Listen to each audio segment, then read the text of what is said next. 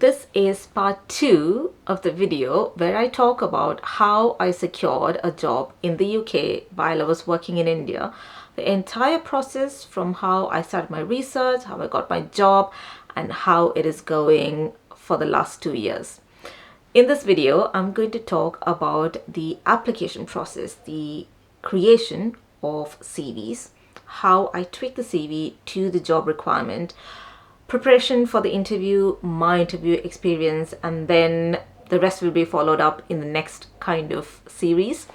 Let's get into the video. Oh, and before that, if you haven't watched the earlier episode, the playlist is going to be linked here, so you can start watching in the order if you'd like. So the first thing you need to do is to create job alerts in LinkedIn. That's like the easy bit of things. So based on what role you're currently carrying out, probably just start creating job alerts on that. And then as soon as you start getting new jobs, in your job recommended section, you would know what exactly you could ask LinkedIn to recommend next. Once you start getting an idea, as I just described in the earlier video about the job research that you need to do, I'll link it up here, you can have a look at that. Once you do that, you'll have a fair kind of idea as to what kind of job you want to apply to, and then you could filter your job alerts that way so that you're not spammed with just way too many kind of job alerts. And then you need to kind of look at what they are asking and whether it is fit for you. Most of the times you might not fit into all the bullet points of requirements they give, but at least I think if you match to 2 or 3 of the main key ones, then I think you should give it a go, even if you don't have a knowledge of some of the softwares that they think you should be knowing or some additional stuff. I think it's still okay as long as you fulfill like 30 to 40% of the requirements given. I think you should apply. You should at least give yourself a chance. If they feel that there are so many other candidates who have complete 100% requirement, then obviously you might not get an interview call, but you would never know that, isn't it? So the thing is, you need to just apply. So first thing, shortlist the jobs you want to apply for and then start applying for it. And this is going to take a lot of time. For me, I started my job research way back in January, and the first job which was really relevant for me came up only around like May. So that's like 5 months of time. And what are you going to do in the meantime? I recommend that you start creating what is called as a master CV. Why I call it master CV is because that CV is going to contain everything that you ever did in your entire career. The reason being, especially in countries like India, I don't know if I'm speaking just for myself or for everyone else, but this is my understanding, is that people usually have different roles. If you look at the job scenario in the UK, I have felt that people have specialized roles and they have just done that specific thing forever in their career. Whereas in India, I might have been an electrical engineer, but I have done several different aspects of that, which means that I could literally apply for 5 different types of job roles in the UK. So that's an advantage. And that also means that you need to tweak your CV. So that's what we mean by tweaking your CV. An example, a very random one I can give is, say for instance, in India, I don't know if it's true, but a chef could be specializing in Chinese cuisine as well as an Italian cuisine and Indian cuisine. But in the UK, the equivalent would be that a chef would be specializing in Italian, a different chef specializing in Indian, and a different one specializing in Italian. So if there is a job advertisement calling for a chef with experience cooking Italian kind of cuisine and you want to apply, you would only mention your experience as, your Italian specialized cooking. You wouldn't say that I also cook Indian dishes. It's irrelevant for the job because they don't want you to cook Indian cuisines. So that's where the tweaking aspect comes in. So you might have several different experiences that relate to different aspects of job, but as long as you meet the criteria that they have mentioned, I think you should stick to it and you should elaborate that part instead of filling up the space with irrelevant experiences, which I don't think they care at all. So this master CV is what you would just start off so that you kind of know what you have done every year in your career and you consolidate that in kind of a single sheet. And for me, this was really important and helpful because I had like 13 years of career behind me, and I had completely forgotten what I had done in like the first few years. So within this 5 months where I was literally not seeing any role that was relevant to my area, I started filling in the CV so that I could easily pick and choose the lines when a relevant job opening opened up. Next, when you actually get your job role advertisement, so when you see it, look for the closing date. Most of the time the closing date is going to be within like 15-20 days, so that's really less timeline for you to actually cook from scratch your entire CV. So that's why I say create a master list and also have a really good CV format ready. The CV format I prepared was taken from read.co.uk. It's a UK job search website, so I felt that something from there would be really good. I'll leave the link in the description so you can have a look at that. And as soon as you get the job advertisement, start creating a whole CV. So don't start tweaking in each of the lines, but just structure your CV to make sure that you have all the relevant lines put in. And once you structure your entire CV, next you can start looking at individual lines and then filling the space up to elaborate more about what exactly you did in each of the role. The way I did was I kind of added keywords in each of my experience. So each of them would say that I supported this work or I led this work. You can look at Google and it would give you the keywords that you could insert in the beginning of each of the sentences. That's exactly what I did. So in cases where I was leading a team, I would say I led a team of 5 people in doing this kind of job. And you could also follow the structure where you talk about what was your role. Like, I led this team as some kind of manager, like a front desk. As a front desk manager, I led a team of 4 in doing what job. And you could also describe what the result was. Sometimes it could be a good customer satisfaction, or it could be keeping up with the company policy. It could be anything. So you could verbalize it, or you could give some quantity or some percentage figure of what you achieved. So this is the kind of rough structure around what I did my CV around, and I made sure that each of the line was relevant to the job role requirement in the job advertisement. Cover letters is also really important. I was lucky in the sense that I didn't submit a cover letter for my CV when I applied, and I got called for the interview and I also got the job. But I wouldn't want you to take that risk, so apply with a cover letter and a CV. And how the cover letter and CV should differentiate is a CV is going to have a list of your experience, what you did and what you achieved, whereas a cover letter is going to show why you want to be in that role. So you need to kind of tie your skills, your passion, along with what the company's objective is, and kind of try to tell them that you have the skill and this is what you're passionate about, and I think that your company is passionate about achieving this, and I think I would be a good fit in helping you achieve it. So that's the sort of language we want to see in the cover letter. So it's just industry specific. Sometimes if it's a care home administrator or something, I'm guessing your passion is in helping people, caring for people and that sort of thing. So you could look at the company website and look at what their objectives and policies are and try to tie in your passion into that. If you're in energy industry like me, then you could tie that to the net zero objectives, about how you might want to have a sustainable world in the future, and you want to kind of have a purposeful career into achieving that.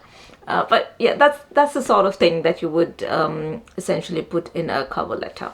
Always try to submit your CV and your cover letter before the due date. So if your due date is say 30th, please submit by at least 25th. So do not wait until the last day, because most of the times if the number of candidates or applicants are high, they might close the application process even before the deadline is nearing. I don't want you to be in that situation, so please try to look at halfway through the deadline and then try to submit as soon as you're done with your CV and cover letter. Also because the time difference also makes it a little bit worse, because it's just 4-5 hours difference. So yeah, just make sure you submit your CV and your application well ahead in time. The next thing you would do is to start preparing for the interview. Don't wait for the interview call. As soon as you are finished applying, start preparing for the interview. This is going to help you for sure, because you've made your mind that you want to go to the UK, which means that you're going to face this interview or another interview at some point in time. So you start preparing now. It could be helpful for you. The suggestion I have is, first look at tell me about yourself question, because that's going to be your opening question for any interview, no matter what. So really think through what you want to answer in tell me about yourself, followed up with a question, why do you want to work for this company, or why do you want to be in this role? So these two are short questions which are going to be the opening questions in your interview. So start off with that, and then start looking at competency questions. Most of the companies in UK have a competency based interview, which means you would be interviewed on some specific competency like project management or customer engagement, stakeholder engagement. It could be anything, and that would be tied up with the role you're applying for. If you're going for project manager role, definitely project management skill is a competency you're going to be interviewed on. The best thing for you to do would be to just search on Google if there's any interview experience. You could look at Reddit, Glassdoor, that sort of websites where people sometimes share their interview experience. You can have an idea before you get an interview call as to how the interview is going to look like. And based on that, you can start off your preparation. But I highly recommend going in, looking at some competency questions, because it's going to help you word your thoughts, and that's really important in terms of when you're living and working in a country like India, and then you're giving an interview to a person in the UK. Sometimes it's important that we start thinking in English and speaking and verbalizing what our thought is. So articulation is something that we should practice a little bit ahead of the actual interview preparation process, and this would be the ideal time for you to start doing that. Next is when you actually get an interview call. That's when most likely you're also going to be given something called as an interview pack, where they might give you guidance on what the interview is going to look like. They might say that the interview is going to be online or face-to-face, going to be on Teams, it's going to be one stage or two staged. And they might also talk about how the interview is going to be structured. So it's going to be, say, a 1 hour interview, and it's going to have technical questions as well as competency questions. And these are the competencies we're going to test you on. They might give you this information, which is going to be really, really valuable. So please focus on what is there in the interview pack for the rest of your interview preparations. And also make sure that you give equal focus to both the sections, because you're going to be given some points based on all the questions that you answer. So it's just not important that you are really good on the technical side. You also need to be really good on the other aspects of what the interview is going to test you on. So now let's talk about my interview experience. I hadn't faced an interview in a really long time. The one interview I faced was when I got into the job I was working in. So that was right after I graduated, 2010. And the next interview I did was within that organization to get a promotion. And that I think was in 2021, I think. So that was like after 10 years, okay. And that interview was just an internal interview. So I was just more prepared on the technical sides and the kind of work I was doing. And it didn't have anything to do with preparing CV, nothing of that sort. So you can understand I was really a bit nervous about appearing for the interview, preparing for it. And at some point I also felt like, why am I doing all of this to myself? I'm in a good position. Why do I have to do this? But I think I had made up my mind that this is what I want to do, and that's what kept me motivated in going through the entire interview preparation process. So the interview was 1.5 hours. The interview was kind of split into sections of 3. So the first section is where they started off with, tell me about yourself and why do you want to work for this company. And then they followed it up with a few questions about the values of the company. So it's important you look at the website of the company and understand their business, understand their objectives, what are their values, mission, vision, etc. Because some of the questions would be based on that. Say for instance, the company's objective is to have zero accidents, safety is their first top priority. That means they might ask some question about safety, and the expected response is also on the line of the company's requirement, which is to adhere to safety policies and make sure there's zero accidents, zero unsafe incidents. So your answer should resonate to what the company wants in its objectives or vision and mission. So it's essential that you read through that. After that, there were some general questions, followed it up with technical questions. The technical interview was around like half an hour, and then I had the competency interview, and there they asked questions like, tell me about a situation, or tell me an instance where da da da da. It could have been where you were dealing with a project whose timelines got shifted, and now you have to deliver it within 3 months instead of 10 months, and how did you achieve the project? So that's when they are testing me on, say, project management skills. So I would have to essentially come up with an example where I handled some project, and I need to tell them the exact scenario where this happened, what did I do, and what was the result. So you could answer in what is called as a STAR technique, and this you can just Google to get more examples on what STAR technique sounds like. It's more about starting your answer with a situation, then followed by what task, what was the action that you did, and what was the result. Every single time you have to conclude your answer with a positive result, or if you're talking about a project which is ongoing, you might want to end it up with a potential way you would want to end the project to be. So you would say that I have done this, and I anticipate this to happen. So it's always essential to close the loop and tell them that this is a positive impact or this is a positive result.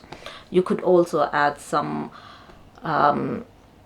added lines on feedback or learnings. So this is what I did, and this is how I concluded, and the learning I had from this project was to do this, which I did in the next project. That's an additional thing that you could do. I know it's a little bit difficult to follow the STAR because we're nervous in interview, to be honest, and the question is sprung onto you and you just feel like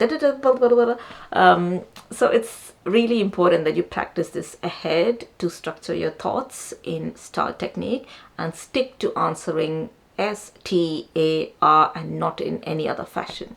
It's a bit difficult, but it's just practice and you'll get there. So yeah, that was it. And the end of the interview was with a question to me, asking if I had a question for them. And this, I think, is a general kind of way the interview works here, because I had seen this on Google that, they might ask a question, and I was ready with a question. And I think the most fail-safe question that you can ever ask is to ask about the day in the life of a person who's doing the role that you're applying for. So how does a typical working day look like for a person in this role, could be the question. And they would explain, this is what they do, and this could be so that could be different from the roles and responsibilities which is mentioned in the job description. So this is a really good question you could ask.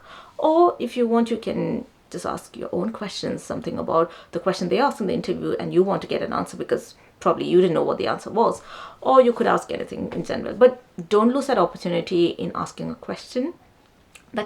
That question doesn't, of course, count, but it kind of adds a good value to your, overall output that you gave. They might feel like, oh, you're a very proactive person, or you've got some ideas and you're very interactive. That was kind of it about my interview. And yeah, I got the job, by the way. So that was my first interview I attended, and I got the job.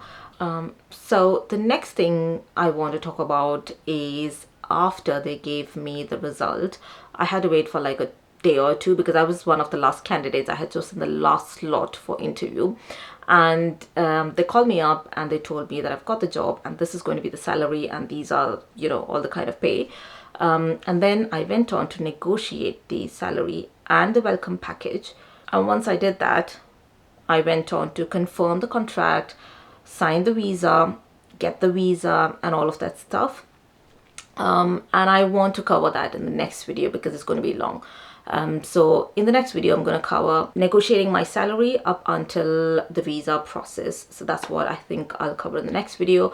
I'll see you there, and until then, it's bye bye.